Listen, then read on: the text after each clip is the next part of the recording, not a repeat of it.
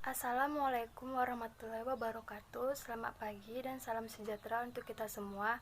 Saya Winda Monika Dewi, mahasiswa aktif Universitas Negeri Medan, Program Studi Pendidikan Bahasa dan Sastra Indonesia.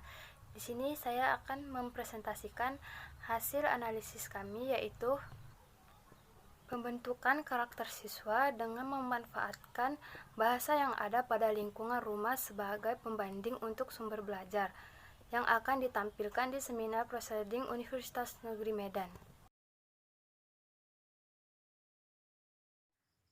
Adapun latar belakangnya yaitu saat ini ilmu pengetahuan dan teknologi mengalami perkembangan yang sangat pesat. Manusia dengan segala persoalan dan kegiatan secara dinamis dituntut untuk mampu beradaptasi dan memecahkan segala persoalan yang sudah dihadapi saat ini. Untuk menciptakan manusia yang berkualitas tentu tidak lepas dari dunia pendidikan, karena pendidikan merupakan salah satu wabah untuk melahirkan generasi yang berkualitas dan mandiri. Menurut Undang-Undang Nomor 20 Tahun 2003 mendefinisikan pendidikan adalah usaha sadar dan terencana untuk mewujudkan suasana belajar dan proses pembelajaran agar siswa secara aktif mengembangkan potensi dirinya untuk memiliki kekuatan spiritual keagamaan. Salah satu upaya untuk meningkatkan mutu pendidikan adalah dengan cara memperbaiki proses pembelajaran. Pembelajaran merupakan interaksi atau hubungan timbal balik antara guru dan siswa maupun dengan orang tua dalam situasi pendidikan. Pembelajaran juga dapat diartikan sebagai aktualisasi kurikulum yang menuntut aktivitas, kreativitas, dan kearifan dalam menciptakan dan menumbuhkan kegiatan siswa sesuai dengan rencana yang telah diprogramkan. Lingkungan rumah tangga dan keluarga sebagai lingkungan pembentukan dan pendidikan karakter pertama dan utama harus lebih berdayakan pada hal-hal yang positif. Sebagaimana disarankan Philippis, keluarga hendaklah kembali menjadi School of Love, sekolah untuk kasih sayang, Philippis 2000, atau tempat belajar yang penuh cinta sejati dan kasih sayang. Sedangkan pendidikan karakter memulai sekolah tidak semata-mata mempelajaran pengetahuan semata, tetapi lebih dari itu. Lingkungan masyarakat juga sangat mempengaruhi terhadap karakter seseorang. Lingkungan masyarakat luas sangat mempengaruhi terhadap keberhasilan penanaman nilai-nilai etika, estetika untuk membentukkan karakter. Menurut Clarice Sahib bab 1996, halaman 321, situasi kemasyarakatan dengan sistem nilai yang dianutnya mempengaruhi sikap dan cara pandang masyarakat secara keseluruhan.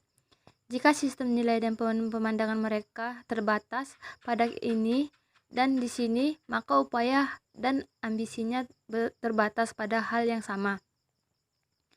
Selanjutnya, ada metode penelitiannya itu wawancara. Dengan menggunakan metode wawancara, penelitian bisa mendapatkan informasi primer dan informan.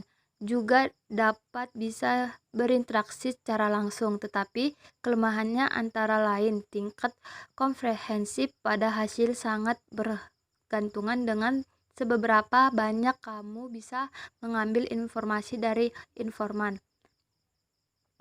Dokumentasi. Selain melalui wawancara dan observasi, informasi juga bisa diperoleh lewat fakta yang tersimpan dalam bentuk surat, catatan harian, arsipan, foto, hasil rapat, cenderamata, jurnal kegiatan, dan sebagainya. Data berupa dokumentasi seperti ini bisa dipakai untuk memanggil informasi. Selanjutnya, analisis data. Analisis data adalah tahapan dan proses penelitian dengan tujuan menginvestigasi, mentransformasi, mengungkapkan pola-pola gejala sosial yang diteliti agar laporan penelitian dapat menunjukkan informasi, simpulan dan atau menyediakan rekomendasi untuk pembuatan kebijakan. Pada penelitian dengan pendekatan kualitatif, fokus masalah penelitian menuntut penelitian melakukan pengkajian secara sistematik, mendalam, dan bermakna, sebagaimana ditegaskan oleh Burgers berikut ini. Dalam penelitian kualitatif, semua investigator atau peneliti memfokuskan diri pada permasalahannya yang dikaji, dengan dipandu oleh berangka konseptual atau teoritis.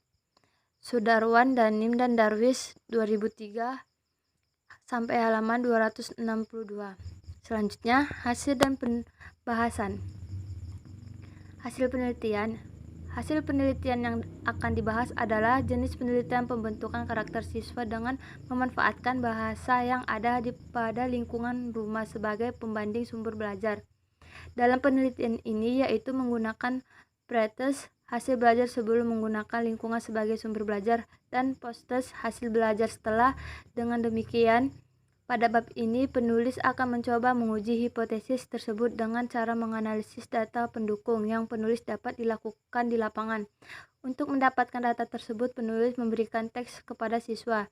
Tes yang diberikan terdiri atas 2 tahap, pretest dan post-test, serta lembaran observasi siswa. Pembahasan berdasarkan hasil analisis pada penelitian melalui pemberian tes akhir, post-test, yang menggunakan lingkungan sebagai sumber belajar, di mana hasil yang diperoleh dari hasil belajar siswa sebesar 50% yang berada pada kategori tinggi.